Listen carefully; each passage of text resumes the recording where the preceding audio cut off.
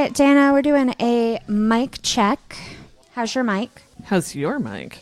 My mic is good. Was yours real low? Yeah, baby. Yeah, that's because Tobin sat in your chair the other day.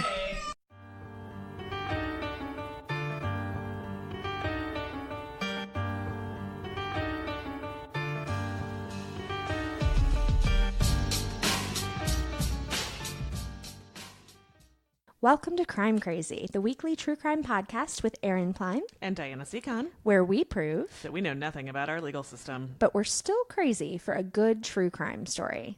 So how's your week? Sure. Well, as soon as I said that, I thought, that seems really weird to say since you and I have had a couple of meetings today. Right. Before this. But you know. Yeah. So Diana doesn't feel good, guys. No. You need to diagnose her over the internet, please. Yes, please. Make it stop. Yes. It's dumb. Bodies are dumb. Bodies are dumb. Super dumb. But guess what? What? I have cool news. What's that? We're going to close on our house tomorrow. Yay! It's been so long. It went to like 40 days. Oh my God. Past the first closing date. But it does actually sound like everything is drawn up. Late morning tomorrow, I will no longer own a house in Virginia. Thank God. They gave us like the paperwork with all the numbers on it and everything. I should probably tell David about that. Oh, yeah. actually, You should but, mention that at some point. I mean, anyway, hooray! I'm really excited for you guys. It is Thank you. about time. Oh my God, me too. I'm so excited.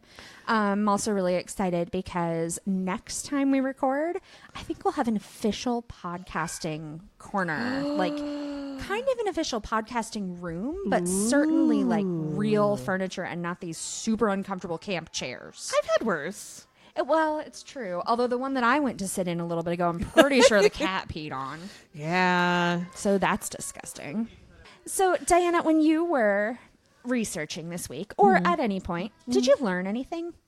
So not while I was researching, but I did learn something very exciting this week. Oh, yeah? Yeah. All right. Roasted radishes are delicious. Oh, my God, I learned that, too. Right?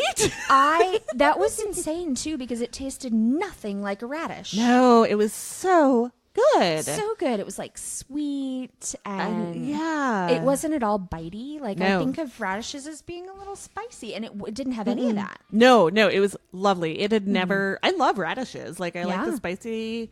It had never occurred to me to roast them. Right. But now I'm going to be doing that because they were so good. So, Erin, what did you Yes. learn this week? Can I do two? Sure. Because I learned something relevant to a past crime, Ooh. and then something relevant to a past crime, Ooh. but different ones. Ooh. Okay. You remember how we had the conversation a couple weeks ago about Dirk, Dirk the the penguin. penguin? And we were trying to figure out if there were penguins native to Australia. Yes. Well, I Googled. Because, I have the internet. right, I can do that. I found out there are penguins native to Australia. Are they? Guess what kind of penguins are native to Australia? Good day, mate, penguins. It's not a penguin. Fairy penguins. Are they really? Yes. Oh, wow. That's cool.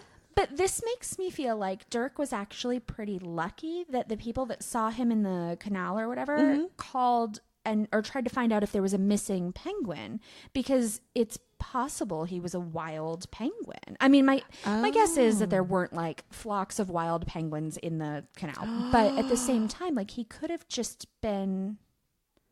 But what if there were flocks of wild penguins somewhere? Well, I assume there are. I know, but now I want to go see them. So, like pickles, penguins in zoos do not just appear there. They don't grow on trees. They all started out. They don't grow on the fairy tree? No, not so much. Oh, that's yeah, great. So Well, so that he's makes luckier than I thought.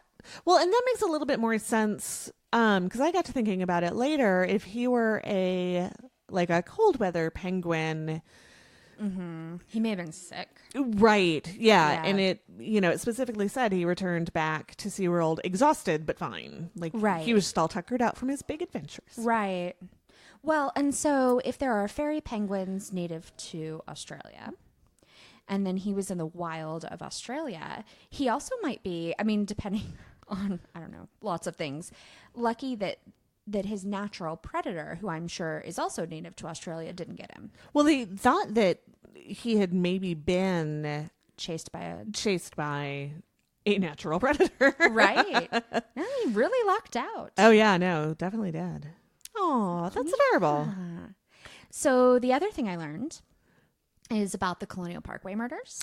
Oh. Yeah. So I was on, why was I doing research about them? Just to touch back and see, oh, no. It's because I follow their Facebook group. Mm-hmm. And so a couple weeks ago, last week, I did the update with like they got the DNA back. And so I was doing some research there, just trying to see like why this was new news and not known news, which now I'm even actually more confused about the whole thing. There are a couple of books that were written just about these crimes. And so I downloaded Special Kind of Evil, and I've been listening to it on the bus because that's the best thing to do on the bus is listen to a book.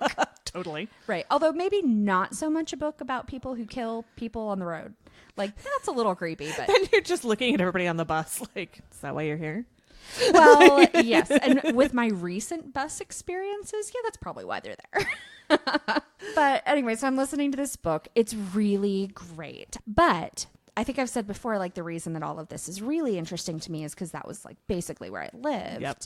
And some of the victims were from Gloucester, and like the guy I think did it, although now I don't have any clue, was from Gloucester. And like, so it was a big thing. So I'm listening to this series or this book, and I learned some things about the Colonial Parkway that I did not know. Ooh. And I have only ever lived 30 minutes from the Colonial Parkway my entire life up until this past month. So I learned that even though the parkway looks really, really old, so the Colonial Parkway, if you know nothing about it, it connects Yorktown and Williamsburg and Jamestown. So all of those super, kind of new first colony, settlement. yeah, all of that very good historical stuff. It existed parts of it existed for a really long time, but it wasn't until 1957 that they decided to like build out the Colonial Parkway and make it what it is today. Which I had no idea, because if you drive on it, it's this like gold aggregate road, no lines painted anywhere on it. There are no street lamps. You can't see any buildings off the side. It is all trees. The trees are like a complete tunnel of trees. There are a couple of places where the interstate will cross over it, but it's, instead of having a flyover that's big and concrete and looks like an interstate flyover, it's this old red brick bridge and all of this stuff. There are a bunch of pullouts where you can like take in the scenery, although that was where when I was learning to drive, they were always like, yeah, you never stop, especially in the dark. You don't stop for a cop car. You don't stop for anybody. They're going to kill you. Yep. Because of all of this. So 1957 is when it was built. They started planning for it before then. By 1936, they had started to plant the trees that were going to block the houses and the farms and everything from view. Long game. Yeah, even when you're getting on and off of exits, you can't see anything. Like the trees are so dense and so intentionally positioned so that it just looks like you're in the woods until like you're on some other road somewhere. Oh, wow. It's gorgeous. So, but I could see where it would also be like terrifying. And very dangerous. Yeah. Well, and because it is a federal park, right? Because it's all that historical, whatever. It's actually, I don't know if it still is, but for many, many, many years, it was the country's narrowest federal park. Oh, right? Because it's essentially like the road and a few feet off the road. Mm-hmm. I can't imagine that something else narrower has taken its place. Right. Yeah. I mean, it is like a 3-lane road, so maybe somewhere out there there's a federal park that's only like 2 lanes. Yeah, maybe. But yeah, so it's just absolutely beautiful. So by 1936, they were planting all of the trees to hide everything intentionally, right? And they planted 14,592 oaks, maples, holly, sycamore, and gum trees. Oh, wow. but they planted 16,791 dogwoods, which is Virginia's state tree. Oh. So it is just amazing. I bet it's amazing in the fall. Oh, yes. So the other thing I didn't really know, I mean, I knew from experience, but I'd never thought about it, is that whole area is called the Tidewater region. And so the Tidewater region doesn't have their fall until really late in the year, like almost November, much later than the rest of the entire state. And so it is very lovely for like 3 days. So yeah, I am fascinated by that book. I am really, really enjoying it. Recommend it. I am a little sad because I'm fairly certain I'm coming to the end. And A, it's going to be over and that's sad. And B, they have not even talked about the guy that I think did it. Oh man, So I gotta get on that. right? What Well, if he doesn't come up at all? I know. So once I am done with the book that I am reading, which has taken way longer than it should, I'm going to have to talk about it because Jeff got it for me for my birthday, and it's about the first murder in Minnesota. Oh, I heard you were telling somebody about it the other day. So it's really fascinating, but the thing that keeps getting me is I know all of these names. Yeah. You know, they're streets or parks or rivers or Right. you know. Right. One of them is a town I have lived in. Yeah. Yeah. It's kind of fun to read that kind of stuff about your recognize it. hometown. Yeah. Yeah, that I'm really enjoying that in this book too. I'm also enjoying yelling at the narrator every time she says Norfolk wrong or Yeah. or she talks about like Washington Avenue. It's called 17, lady. Just get off your high horse and It's like when the 35W bridge fell down. yeah. Here in Minneapolis, which was 11 years ago yesterday. Oh wow. Yep.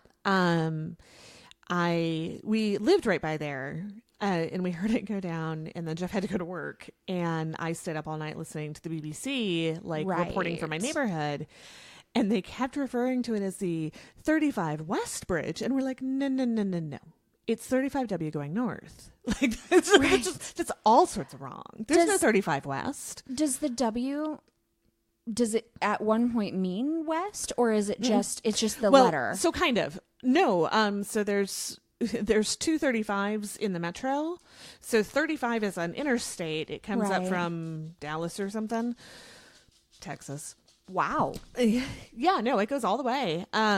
And then around the Twin Cities, it splits. And for some reason, instead of doing the different numbering, they label it 35W And 35E. and 35E. Yeah, so 35E goes through St. Paul, 35W goes through the west. Sure. That makes sense. Yeah, instead of making it like 435 or whatever it would Right. be. Mm-hmm. Yeah. Yeah, I don't know why they did that, but I remember all night listening like, no. That's wrong. That's not what we call it here. Yeah. Do I need to walk down there and tell you? And tell you. Yeah. That's so funny. All right. So it's your turn to tell me a crime story. Ooh, I have one. Oh, well, good. And in I'm fact- so glad you came prepared. I've been sitting on this one for a couple of weeks and I've wanted to talk to you I about know, it so hard. Is this the one in our team meeting you were talking about and I had to plug my ears? Yes. Yeah. Here I am in a team meeting, team of 5, and I'm the only one not allowed to listen. I'll tell you what I said. Okay. Well, I hope you'll tell me the whole story. I will tell you the whole story, but then I'll tell you Right. the part Okay. that I told everybody because it was actually my kid being funny about it. So. Awesome. All right. So this story takes place at the Airtight Bridge. And the Airtight Bridge is a steel bridge with a wooden deck that is over the Embarrass River in Coles County, Illinois. There are a whole lot of interesting things going on in that sentence. Right. Yes. Why is it an airtight bridge? I'm glad you asked. Oh, good. I was afraid you were going to say. Just So 'cause- here, I'm gonna show you the picture, and we can post it for the episode. Oh, it's gorgeous. It's beautiful. It's in rural Illinois. It's about 8 miles north of a town called Charleston, Illinois. And apparently it's called the Airtight Bridge because it is, when you're crossing the bridge, everything I read said there's an unnatural stillness. It's just very peaceful and quiet. Does it have to do with the structure of it, or is it like maybe haunted? No, Or the it's opposite of more because it's haunted. super rural. It's not really on the way to anywhere. You kind of have to know where it is. And it's just really in the middle of nowhere. This lovely little bridge over this little river in this Is really it a nice area. vehicle bridge? I believe so. I couldn't quite tell because if you again, if you look at the picture, It looks like it's got like boards you could drive on, but it's not paved. well, no, it's a wooden Yeah. deck. So I think maybe at most like a single car bridge, yeah, but it sounded like also like not a ton of traffic. sure. Like you have to know it's there. yeah, So the bridge itself was built in 1914 by the Decatur Bridge Company, and it was added to the National Register of Historic Places in 1981. cool. It was added to the National Register of Historic Places in 1981, both because of its construction and all of that, and because of an event. I wasn't born in 1981. I just wanted to put that out there. I was born the next year. Ooh, what a dirty look. Not even any reaction. I mean, David was born that year, but in December. I was 6. Well, you're old. I don't know True what to story. tell ya. Jeff was in not quite high school. He's even older. He's even older than I am. So I did not realize until I read this that events could be reasons that places are placed on the National Register of Historic Places. Well, but I mean, I wouldn't that make suppose sense? it Like does. if it was a Civil War site, that's how it would end up on Yeah, something. it never occurred to me. That like something. Well, I'm guessing this is more of a. I don't know. How else? What else would be? Things that are like architecturally important Okay. or just old. Well, this was an event. An event. An event. Would you like to hear about the event? Yes. If you do enough vocal fry, I can see it in the recording. Yes. Tell me about this event. I'm sure it is cheerful. Butterflies and flowers. It's and hauntings. yeah, it's no good. So, because this bridge is in a fairly remote location, it had a reputation as being a place where the local kids would hang out and drink and get up to shenanigans. That's the Parkway too. Yeah. So, other than the local shenanigans, it was a pretty run of the mill place until they found the body. Oh, good God. William and Tim Brown, who were brothers from rural Urbana, Illinois. There was an Urbana 20 minutes from where I lived. Ooh. But it was Urbana, Virginia, not Illinois. Yeah. She says needlessly. You'd need a black hole. Is that what I'm thinking of to get right there? 20 I could minutes? apparate. Oh, man, that'd be so great. Right? Yeah. Someday. Anyway, they were from Urbana. They were out hunting deer on October 19th, 1980. Yeah, I wasn't born yet. But my parents were married that year. Continue. I think my parents got divorced. It was an important year. Maybe we should put it on a historic registry. It might have been 81. I'm not real sure. We actually, we were moving to Minnesota right around that time. That's when my parents split up. So I guess they didn't get divorced that year. They get, but yeah, that's right around the time we were moving to Minnesota when I was a kid. Cool. Everything I read said it was a pleasant Sunday morning. Mm-hmm. The brothers were crossing the airtight bridge when they saw something on the shores of the Embarrass River, so they pulled over to have a look. And on their way, a car. right, on their way down to the bank, they encountered a local farmer named Victor Hargis, who came along to see what was going on. Okay. What they found Was bad. it wasn't good. Yeah. It was a woman's naked body, Oh. but that body had no hands, Oh. no feet, Uh-huh. no head. Well, how did they know it was a woman? No, I'm just kidding. Yes. That was the only part of the story I'd ever heard. I didn't know it was this story. That's awful. Should we tell them about my stupidity? Diana's having a rough week, guys. Diana's She doesn't feel good. So when I was researching the story and I get to the point where they're like, it was a woman's body, no hand, no feet, no head. And my first thought, I was also like, I'm not feeling good, but I was also researching late at night. So I was like extra tired. Yeah. And so I'm reading that. I'm like, well, how did they know it was a woman? If they don't have her face or her fingernails. Oh, the vagina. Yeah. Dead giveaway. Yeah. Maybe they ran her DNA. In 1980? Yeah, I bet they got right on that. Victor, the local farmer, drove home and called law enforcement. No cell phone. Yes. How inconvenient. Police worked into the night. They brought in scuba divers to try to locate the missing body parts, which they noted had been severed fairly cleanly. Oh. They were never found. All they had was this torso. So, Mysterious Heartland has an article about the Airtight Bridge murder, and I'm going to read you a paragraph right from that. Okay. Coles County Coroner Dick Lynch described the woman as being in her 20s, quote, rather flat-chested, not in the habit of shaving, about 5'9", weighing around 130 pounds, with dark auburn hair. He deduced that she had not been dead for more than a day or so, and that she had been killed somewhere other than at the bridge. Okay, he's a pig. Yeah, also, fuck you. Right? You said his name was Dick? It was Dick. Yeah, that seems about right. Dick Lynch, maybe. I mean, my grandpa's name is Dick, but this guy was a dick. Well, yeah, like, what does that have to do with anything? Right. I mean, yeah, I feel like if it's just the way, like, those are physical descriptors, well, but in a really offensive tone. Well, but so that's the thing. There are ways to say things like she had small breasts and was unshaven. Shaved. Right. But also, like, why? How do you know she wasn't in the habit of shaving? Maybe she was busy then. Well, also, like, what does that matter? You know, Right. I don't know why the amount of body hair had to be counted on at all, unless it was unusual. Like, had been shaved cleanly, I think is notable.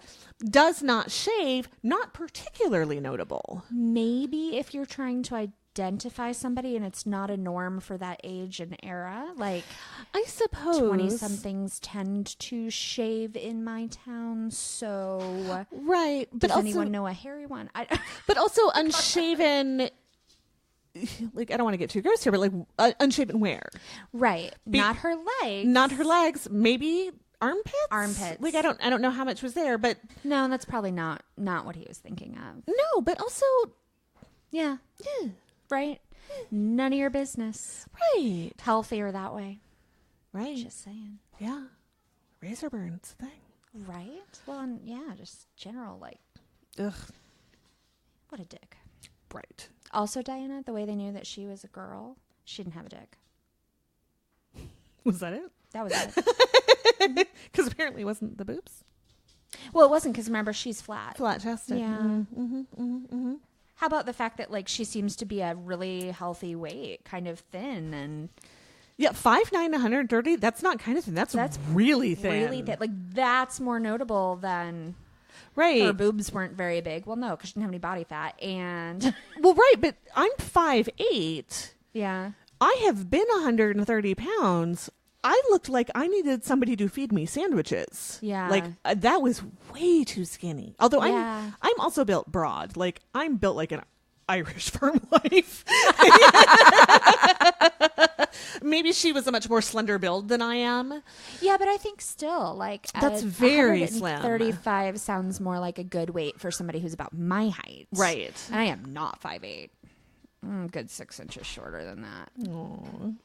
But I'm also not 5'1". Love you, Courtney. She's going to take that whole inch.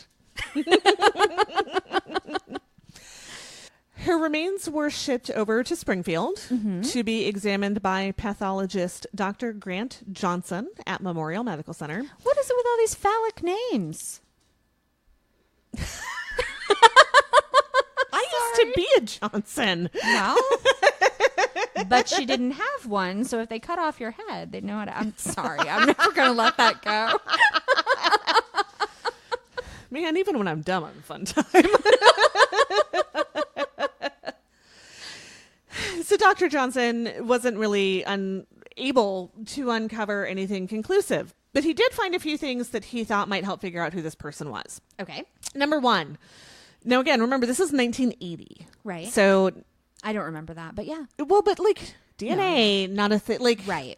We've made so many strides. So bear that in mind as I'm telling you this. Right. First thing is she had A positive blood, which is actually fairly uncommon. Okay. She didn't have any major scars, birthmarks, or tattoos. Okay. There were no drugs, poisons, or alcohol in her system, just a little aspirin. Okay. There was no evidence of rape or abuse. Interesting. He was unable to determine the cause of death. Oh, yeah.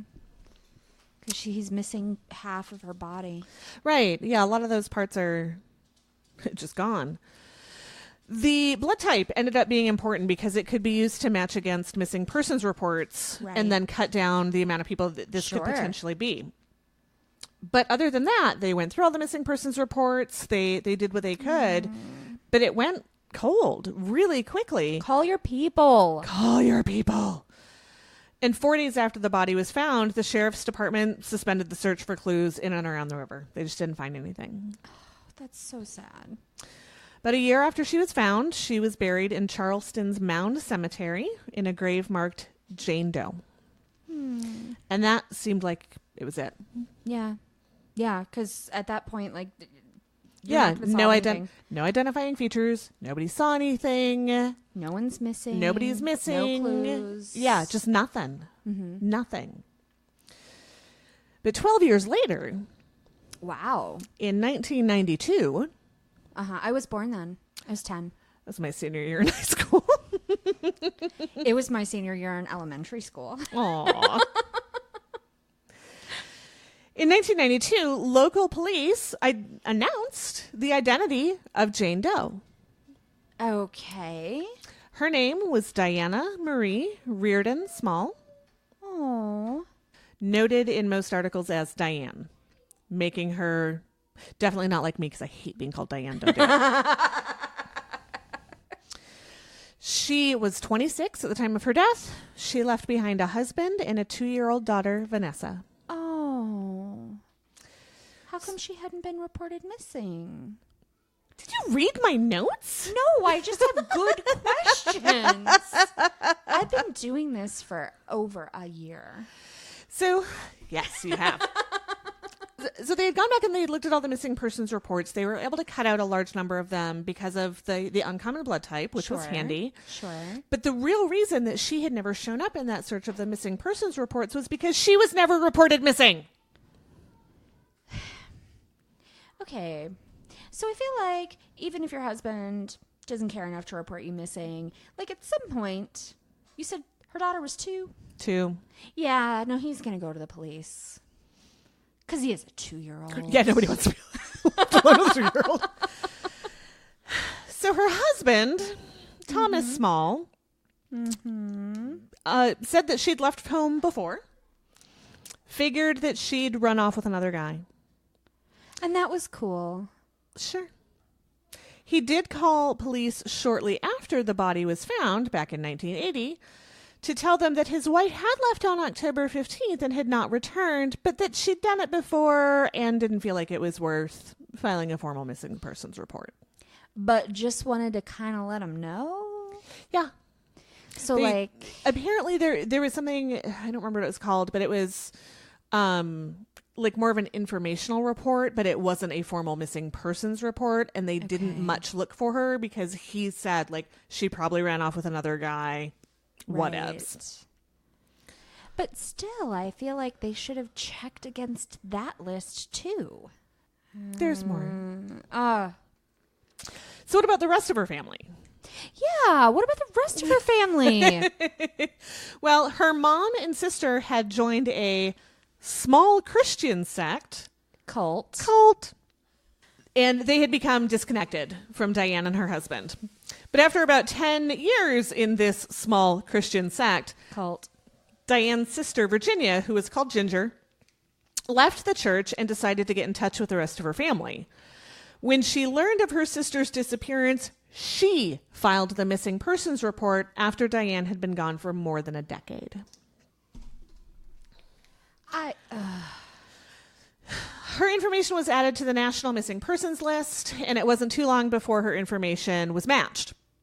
The police got DNA samples from Diane's parents, who have, of course, since passed away, and found that the samples matched those taken from the body found in the Embarrass River. She remained buried in the Charleston Cemetery. They didn't move her, but a new stone with her real name was placed at her grave. Oh. So that was 1992. Yeah, well, the husband did it. Either that or Dick. It could go either way. Although several sources I looked at said that they immediately figured that the husband had done it. Yes. You know, because it's always him. It's always the husband. So they went and had a chat with Tom Small, and as they were questioning him, he said it wasn't on purpose, and then asked for a lawyer. They did not search the home. They did not follow up. Nothing. Everyone is stupid. A, they should have done those things. B, they should have checked all the lists before using taxpayer money to bury someone at the very least. But also because she's a human being. And also he is stupid because after 10 years, they didn't even identify her in all that time, and you know there's no evidence and blah, blah, blah. Why would you confess? But wait, there's more. Diana. She just looks at me while I say these things, just blank face, and she just nods. Yeah, just keep going. No, get it out of your system. It does just keep going.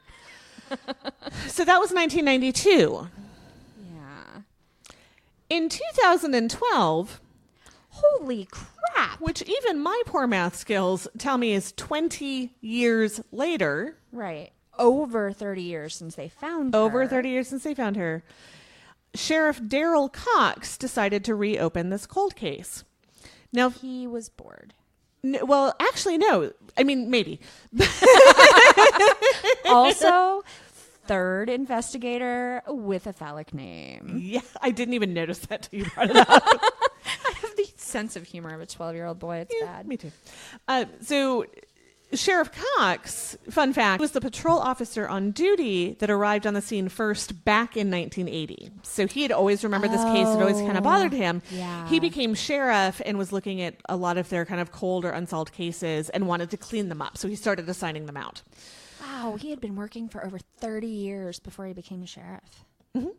That's well, we don't know when he became a sheriff. He just was in 2012. Okay. I don't know how long he had been. Okay. But he still has been working for a long time. Oh, yeah. He's, firmly middle-aged at this point. Yeah.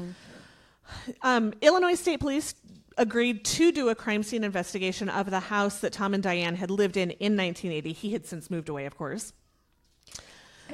I am sure you'll find just all the evidence. They did find some blood, but not enough for any kind of conclusive testing. Plus, it was 30 years old. Did nobody clean? Well, I mean, I assume it's like under some sort of flooring. It must have. I didn't get a lot of detail on. But how long before blood no longer has usable DNA?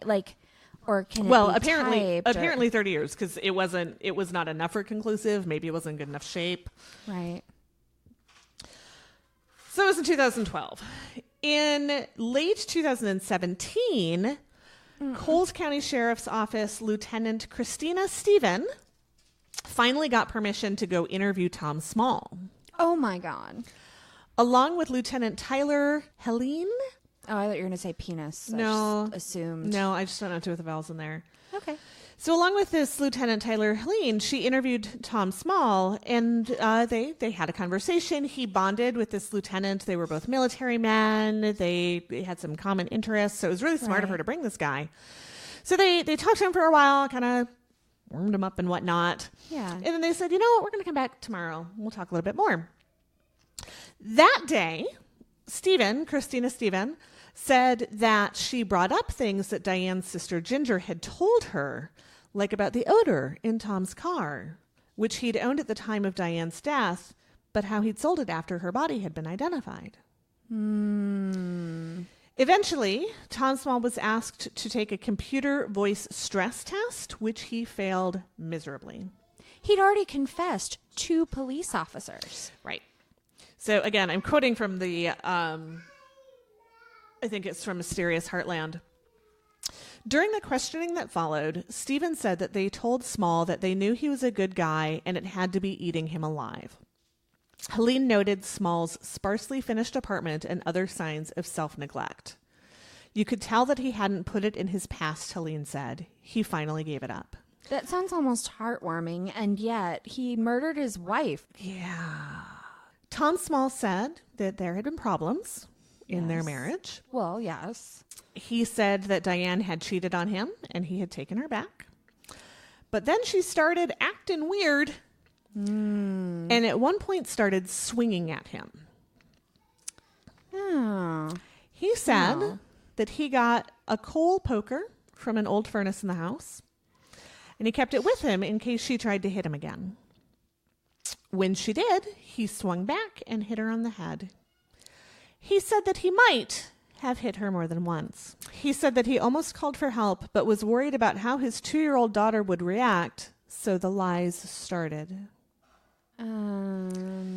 Small said that he put Diane's body in their attic and left it there for a few days until the smell was too much. He then put the body in his car, along with his daughter, because she was too young to leave alone, and started driving randomly. Eventually, he turned onto the dirt road about 9 miles northeast of Charleston and about 130 miles away from where he lived. With a stinky dead body and his 2-year-old child? Yeah. So the 130 miles makes me think that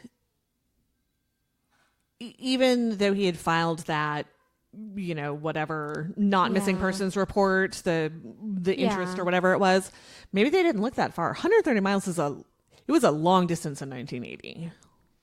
Yeah. And that's true. Okay. I see what you're saying. So even if they had looked on that list, they might not have looked so far away.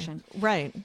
But I mean, they didn't have computer link systems very much. Like 130 miles was a long ways away. Right. Well, yeah, and it's not like they put that in some big database and told people about. They're like, we're not really worried about it.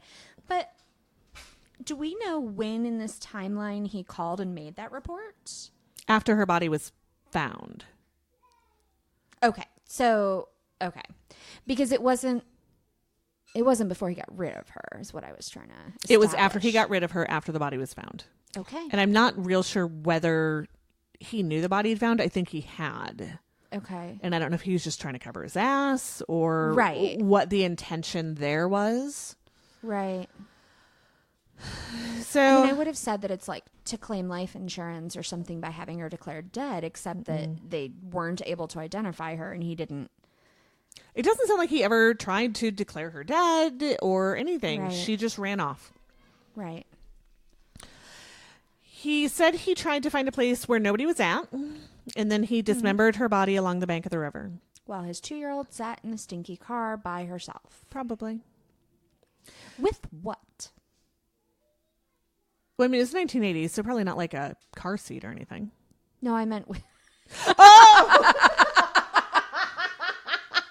Like, what toys do I think she had with her? Maybe a book?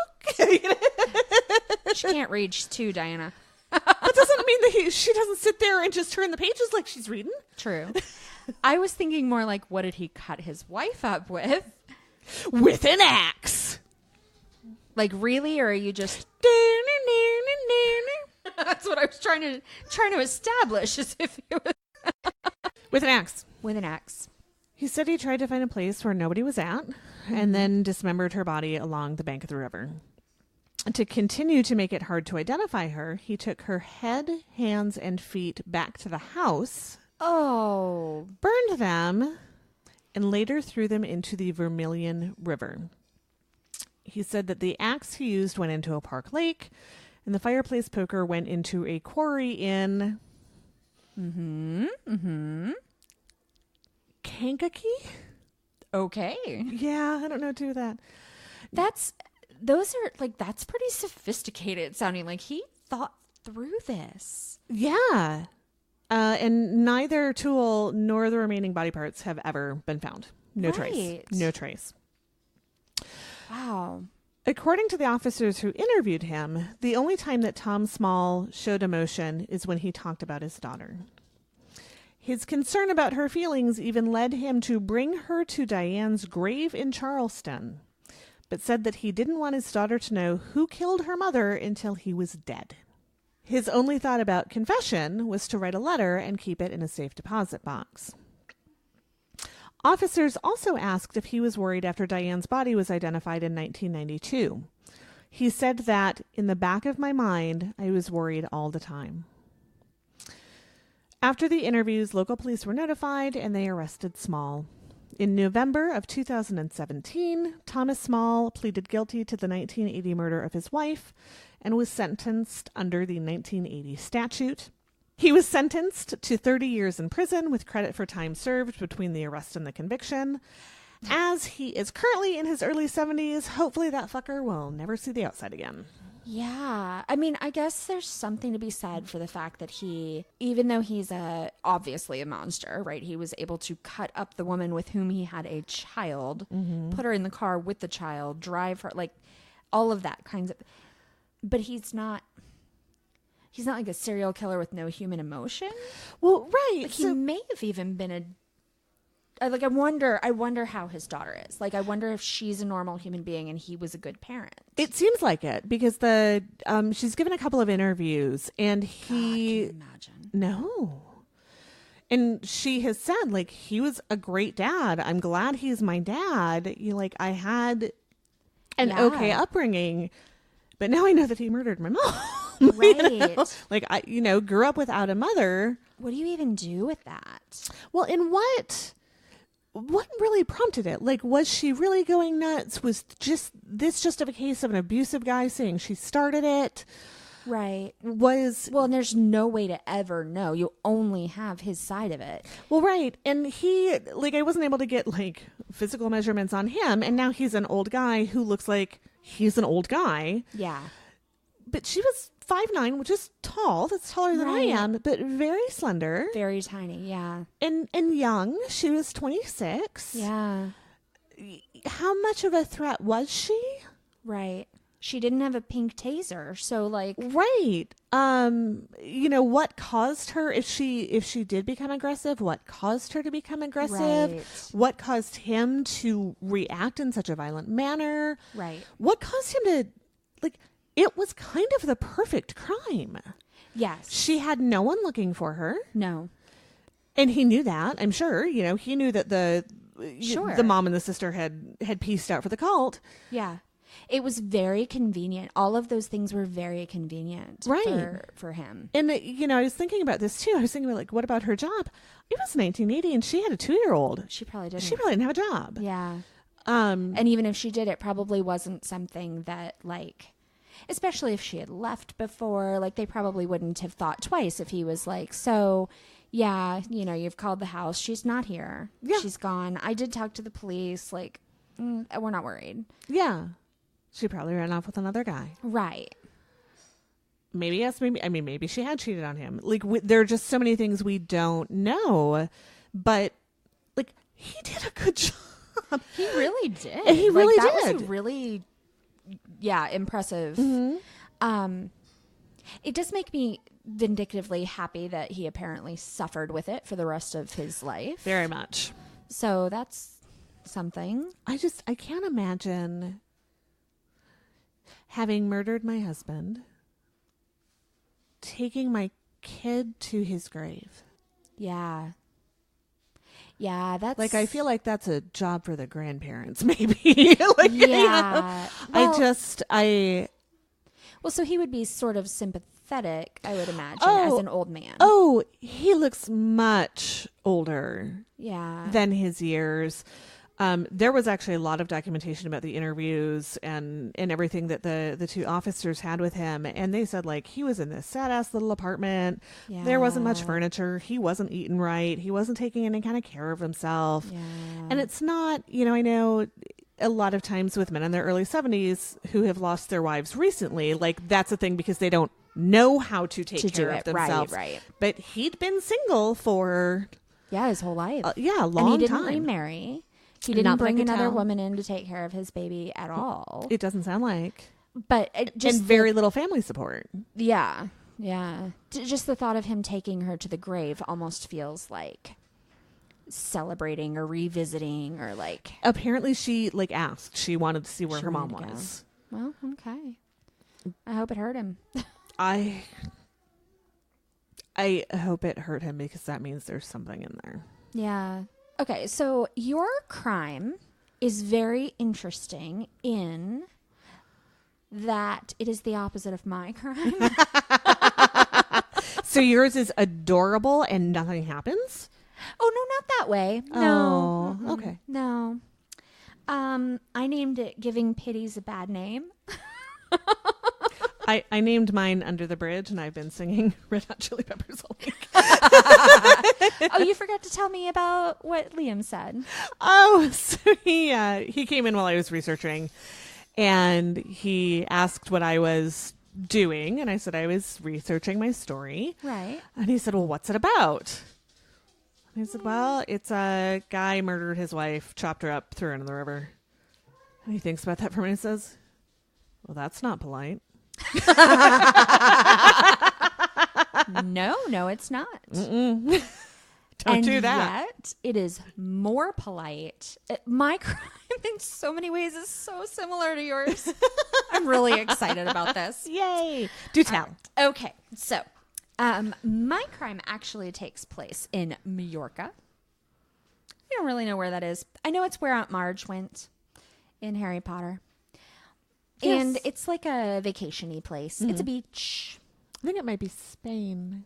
It very well may be. Actually, that sounds right. But I don't really know anything about it. Nope. But no, yeah, it almost definitely is Spain. But anyway, neither of the people in it are Spanish. One of them is Russian, Svetlana Batukova. Ooh, good job. She was 46 years old when this story takes place. She was born in Russia and had moved. I don't know that they were living in Spain, her and her husband. He was German, Hans Henkel. He was 66. And at the time of this story, they had only been married for a matter of months. Okay. So the story with Svetlana and Hans, they were like, the story takes place in Majorca, but it's because they were visiting. They had like a cabin there. I bet it was more than a cabin. Probably. But it was like their like summer home or whatever. And so they had been together for a number of years. They had lived together for 2 years before they got married, but they fought all the time.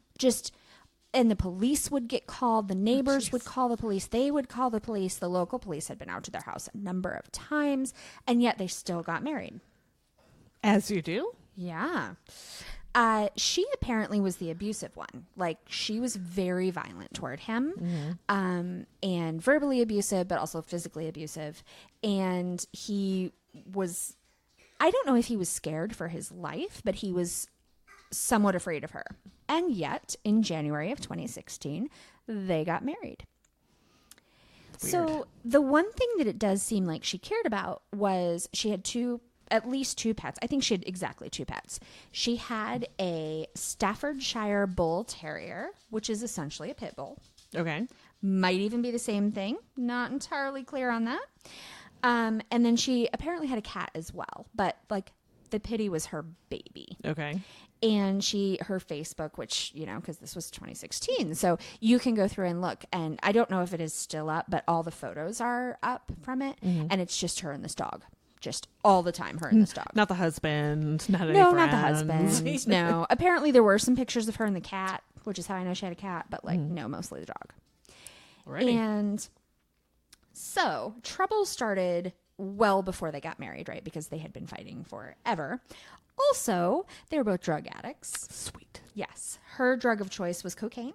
Nice. But she would also drink while she was I don't know how she was taking the cocaine, actually. There are a number of ways, is my understanding. But while she was high, she would drink.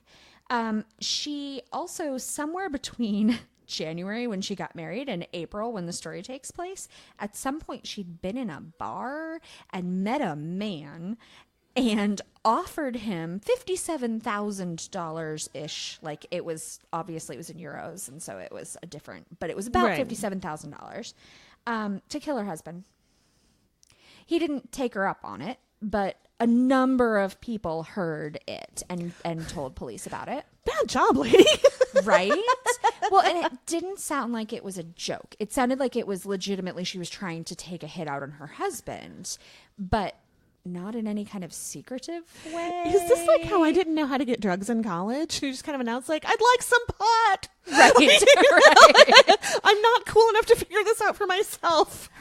Please help me room. And then everybody looks at you, and if the police ask, you say, I was joking. I would never say that out loud in front of people. Oh my goodness. Who would do that? Right? Obviously. So, yeah. Bad news. So then Hans has tracheal surgery. Oh. I could think of some reasons why you would have tracheal surgery, but that's sort of a random thing. That sounds so painful. Yes. Well, it also renders you mute, at least temporarily. Oh, yeah, I suppose. Yeah. And so that is why it is significant, because this happened in, I think, late March, mid-March. So he was unable to, scream. I bet she liked it that way. Mm-hmm. So on April 1st, 2016, she had been doing a lot of coke. She had been drinking for a while. And they are at their house on the, I don't know why. Maybe he was recovering there. And that just seemed like a good plan. Vacation would be the last thing I would want to do if I had just had tracheal surgery and couldn't even talk. But maybe they'd gone there to recover and relax. Well, but they are Europeans, so, they still had medical coverage, and he was probably getting some sort of disability payment, and they, Diana's not bitter at all. Greatest country in the world. So yeah, why not? Go relax somewhere. Yeah. Well, and obviously they were at least somewhat well-to-do. They had a second home, even though they both were heavily into drugs and all of that. So, a good portion of their income or whatever money they had must have been going to that, too. Well, yeah, coke's not cheap. No. Well, and if she had $57,000, presumably cash laying right. around. Well, I don't know. She probably was going to write him a check. She was announcing it in a bar. Either way, I can't come up with $57,000 on short notice. No. Yeah. Well, I don't know, though. If you're the kind of person that announces that in a bar, do you necessarily have to have it? Might you not also be the kind of person who just offers that? Doesn't intend to follow through? I think she probably did. What's the saying? Don't write checks that your ass can't cash. There's a saying in there. There is. Yeah. She stabbed him with a kitchen knife repeatedly till he bled out. Oh God. He couldn't scream. Later they did an autopsy, and I'll get there in a minute. But obviously, and he had no defensive wounds at all. He didn't fight back at all. So they were certain that he had been drugged. But whether it was he got high and she got high and then she killed him, or whether it was she drugged him with something so he wouldn't fight back or in an attempt to kill him or whatever, it's all still very new. Possible that he was just on a boatload of painkillers. Probably. But it sounded like maybe even, she started to stab him. He didn't fight back at all. And then she stabbed him to death. So my guess is he was not conscious for the entire event, which is good, because as he lay there bleeding out, and she didn't call the police for hours. Yeah, of course not. Instead, she started carving pieces of his arms and hands off of him and feeding them to the dog. Oh. She stripped parts of his arms and hands all the way down to the bone. And the dog she just fed it to the dog, and the dog ate it. And he had bite marks on him when the dog, I guess, then got excited about it. I don't know. Well, I suppose fresh meat. Yeah. Oh, God. So the cause of death was exsanguination. He bled out. I hope for his sake that he never woke up during any of this. And it sounds like that might be a real thing. Yeah. Like, he didn't even attempt to fight back. Although, if he'd had defensive wounds on his arms or hands, she did cut that off and feed it to the dog. So unless they were thinking like it hadn't gone deep enough to hit bone, like he may have had defensive wounds. No, that's a good point.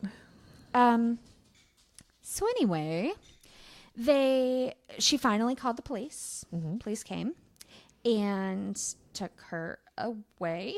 They arrested her for the murder of her husband. Toot sweet. Yeah, she didn't do anything to cover it up. Like, not a secret. And then, so this I wasn't entirely sure how the timeline worked. So April the 1st, 2016, I believe is a Friday. Sure. I'm fairly certain it was a Friday. And her arraignment, except it's not an arraignment, but like essentially was supposed to be Monday. Mm-hmm. And I couldn't tell if it was like the following Monday, which seems really fast, but at the same time, like, why wait? Right. But in that amount of time, I'm not sure you could have done an autopsy even. So I don't know. You could have had everything back. You could have done like the physical part of it. Yeah. Yeah.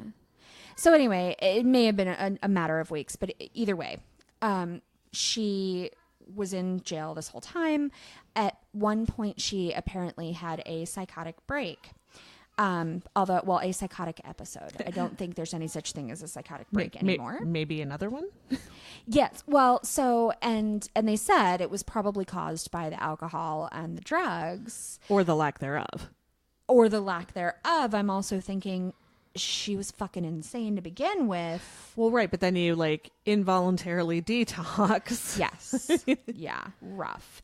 So she ended up spending several days up until the morning before, or the evening before her first trial or court appearance or whatever, in a psychiatric hospital. Okay. They did that first trial behind closed doors. She was denied bail. They call it warranty. Mm-hmm. And so she remained in custody. She is still there. I could not find anywhere where a trial date has been set. But also most of the articles said they weren't sure there was going to be one. So I don't know if that means that they just assumed she would plead guilty, or she was not mentally sound enough to ever stand trial. Yeah. So it may be just a totally moot point. But I mean, it was a couple years ago. Mm-hmm. There is no update other than they had this initial one. She has not been released. Yeah, I wonder if she's still under probably psychiatric care. I mean, she was not right well before this event. It makes me mad that it was a pit bull. Like, that sucks. Like, really? You fed a human to a pit bull and the pit bull liked it. Like, that sucks. Also, my guess is that dog has been put down, which also sucks. Because it seemed like, from the photos, a very friendly, loving dog. Mm-hmm. Like, those were, like, sweet pictures. Not, like, her with a dog with a spiked collar being all badass, but, like, cuddling with the dog. Right. Well, that sucks. I don't know anything about dogs. But are pit bulls and... Again, I don't even know anything about dogs, but are they the kind of dog that like kind of attaches to one owner, but doesn't really like anybody else? No, generally they are. I mean, they're considered one of those bully breeds. They're very hard to insure in the States. That's one of the big issues. They're good at fighting. They are a dog that will bite and shake, which is the big issue. And they have like insanely powerful jaw muscles and can like lock their jaw in place. So that's why they're dangerous, and they're good dogs to like fight against each other. Right. But on the other hand, they are insanely sweet and gentle with small children, and like they're not. They're very family dogs. And, but they are so... There's a lot of pushback, right? So there are these violent bully breeds that you can't have in an apartment and blah, blah, blah. And so then people are like, but wait, look at my... And so the other half of the internet, or 3/4 of the internet, is tiny babies with their pit bull, like, love dog. Like, they're just so sweet. Yeah. So that sucks. And I'm not sure if this dog was exactly the same as a pit bull. There's also a lot of variation in what a pit bull is. Okay. But from what I can tell, it's essentially just a different name for essentially the same dog. So maybe a slightly different breed or whatever. But yep. So, and I don't know anything about the husband, whether he was a good guy or a bad guy or whatever. Like, it sounds like he took a lot of abuse. Ultimately had a really horrible death. Yeah. Will now go down in history as being the man who got fed to the family dog while he was still alive. Ugh. Yeah. But my story was like the opposite of yours. A woman killed her husband and cut him up and then confessed right away. Right. And like, and they did something about it. And they did something about it. Like, in every way it was the opposite. Totally except was. No butterflies, but a cute puppy. So we have a couple of other things we need to do. We do. We have quite a list of things we need to do. We do. So Crime Crazy is sponsored by M. Gillum and Elizabeth Wilder. Thank you very much, ladies. Woohoo! Show sponsors support Crime Crazy through Patreon at the $10 a month level or above. So thank you. You guys are amazing. Yay! A very special thank you to our other Patreon supporters. In addition to our sponsors, Em and Elizabeth, we have Michael and Molly and Peg and Patty and Brian and Jonathan. Woohoo! And Diana and Aaron. Well, figured that was implied. Well, it's true. But we do donate through Patreon. So basically we give them our money and it comes back to us minus a deduct. So we're really supporting Patreon. Whatever. I'll throw them a couple bucks. Sure. If you'd like to support Crime Crazy, please check out our Patreon. Go to patreon.com/crimecrazypod or search for Crime Crazy Podcast. All patrons get a monthly shout out on the show. Woohoo! Also, our Patreon tiers are freaking adorable. So you should go and look at them just to look at them. Absolutely. And then give us money. Yes. Well, plus you get lots of amazing like goodies and yes. So we also we tell everybody on every episode that we do shout outs for every single review that we get through any means that we can find. And that is our intention.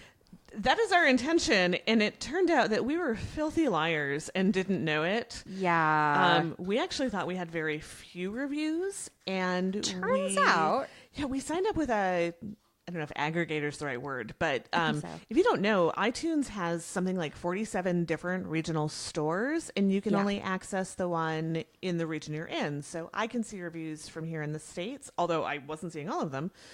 But if you're in Canada or Australia or Hong Kong, or Hong Kong's wrong, we have somebody in Taiwan. Taiwan, thank you. I knew it was in the neighborhood. So we signed up with an aggregator and found that, oh my God, you guys, we have so many reviews. So many. Thank you. Yes. So we're doing a huge shout out now for everybody that has left a review. And thank you. And sorry. We had no idea. So you can get to those sites, but it's really tricky. Like, yeah. So iTunes is annoying. It is, but it is ubiquitous. So we are going to. Oh, yes, that's true. So first up, we have got Facebook review shout outs. Shout out number 1, Jordan Middleton. Woo! I miss you. Patty McLeod Snow, Michael Carroll, Chris Kelly, Kimberly Fleece, and Tanya Galino. I may have butchered that. Sorry, Tanya. But you know what? I don't know. Those all sounded like names. So I think you did really good. Did my work here. All right. And now from all of the various iTunes and other places that we could find so far. Yes. First up, I have Troy the Trucker in Tucson. He is our most recent review. Yay. Also, love the alliteration. Yes, thank you, Troy. I have Dr. Toboggan Mantis. Awesome. Safhad from Australia. Oh, that's actually Jen from Oz. Hey, Jen. Queen Duck 2014. Good Nightmare _S from Australia. Nikki Zarnecki, whose name I know how to say. Yay! Kim Lake from NS, which I am hoping is Nova Scotia. Hello, Canadian. So you're saying all of the places. All of mine have been from the U.S. so far. I have Trisha Lynn from the U.S. I have Candy B 47 from the U.S. Oh, I know her. Yeah, you do. I have Jessica 1022 Asian Madness from Taiwan. Nice. I have, is it Gilly Ann Young or Jilly Ann Young?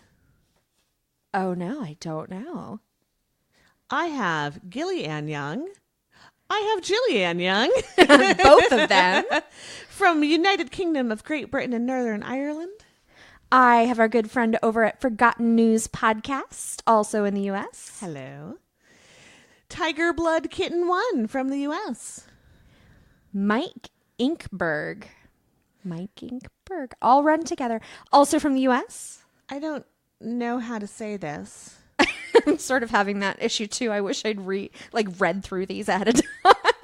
Well, no, I don't think it is pronounceable. So if you are from New Zealand and your iTunes username is YHHTY, Oh, yeah. thank you. And if there is a pronunciation of that, you should send it to us. Right? We would be really interested. Mm-hmm. I have Zimbalina 13 from Australia. Ooh. Anton He 2257 from the U.S. All right, so I'm just going to spell this one out. CIL9MXM, also from the U.S. Story Spectacular from the U.S. MLM 101112, also from the U.S. I'm sure that has lots of meaning. Nerds from the Crypt from the U.S. Ooh. Pantsuit from the U.S. Oh, I'm on a streak here. Nerds with Words from the U.S. Are these alphabetized? They're not, no. Janelle O'Malley from the U.S. C. Noel B. from the U.S. Funk Jam from the U.S. Jay Goodluck from the U.S. CCD1111 from the U.S. Funny Girl, GRRL from Canada. Bossy Pants 16, also from the U.S. Carol 22, I think 1, but it might be L, I'm not sure, from the U.S. Unspecified 42, a username I have known for over 30 years. Actually, probably not 30 years, but a really long time. Hi, Morgan. From the U.S., from Wisconsin. Cookie 121955 from the U.S. Here's another sister, Emily Yen Lee from the U.S., who's also from China. Yay! Hang of Wednesday from the U.S. Hi, Brian. Listening in Washington from the U.S. Film Roast Podcast from the U.S. This one I really wish this is who it was from, but I've got Deborah Messing from the U.S. I got super excited about that. Oh, no. Hi, Sarah. I mean, hi, Sarah, but... Although you were relieved that you weren't going to have to watch Will and Grace. I wasn't relieved. I just thought I would have a lot to catch up on. Sounded like a lot of work. It did sound like a lot of work. Bloody Tea from Australia. Catman Vadan from the U.S., which I bet Va is actually Virginia. Ah, yes. HD 11508 from the U.S. Make Me a Fan from the U.S. Misty Pop 182. All right. So thank you. Thank you. We do give shout outs for all reviews eventually. Well, now we are officially caught up. So as new reviews come in, we will absolutely. Like with Troy the Tucker in Tucson, who came in today. Yes. Thank you, Troy. Yes. If you'd like to receive a shout out, please rate and review us on iTunes or your podcast catcher of choice. If it is something that is not iTunes or Facebook or one of the major podcast catchers, feel free to send us a screenshot so that we know about it, because I'm not 100% sure what all our aggregator is catching. We're still kind of testing that out. Speaking of which, Equine Lover on Podbean left us a review. Shout out! Hello, shout out! Hi, April. I'll have to look at those too. We give shout outs for all reviews, but we like the 5-star ones the best. It's so true. Also, putting these reviews together, even though none of them are about me, or very few of them. Well, no, probably at least one of them. At least two of them. A few of them, but most of them are from the Jordan era. Yeah. You guys, people love Crime Crazy. They are overwhelmingly 5 stars. It was such a stroke to my ego, even though I literally had almost nothing to do with it. Well, and people are so, so nice. And I am just thrilled to death that people listen and get in touch with us on Facebook and all of our other social media and are supportive. And yeah, it's really amazing. Great. It really Best is. part of my week, almost every single day of my week. Best part of my every single day. Yes. So if you would like to be one of those fine folks that get in touch with us, you can follow Crime Crazy on Facebook at facebook.com/crimecrazypod. And from there, you can catch up on the conversation by joining the Crime Crazy group. You can follow us on Twitter at Crime Crazy Pod. You can follow us on Instagram at Crime Crazy Pod. You can visit our website at crimecrazypodcast.com or email us at crimecrazypodcast@gmail.com. You can follow us personally on Twitter. You're at Plime. Nope. I'm at Erin Plime. and I'm at Diana_Secon. Find us on Instagram. You're at Erin Plime. Nope. Plime. Damn it. Do I need to give you a cheat sheet? I need to make them all the same. I do too. And I am currently at Classy Broad MSP, but I'm trying to change it, so it didn't go very well. I'm working on it. So, Diana, as we close out this episode, do you have any good advice for us this week? I do.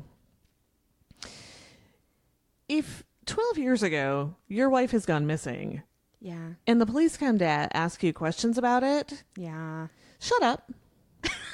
Wait.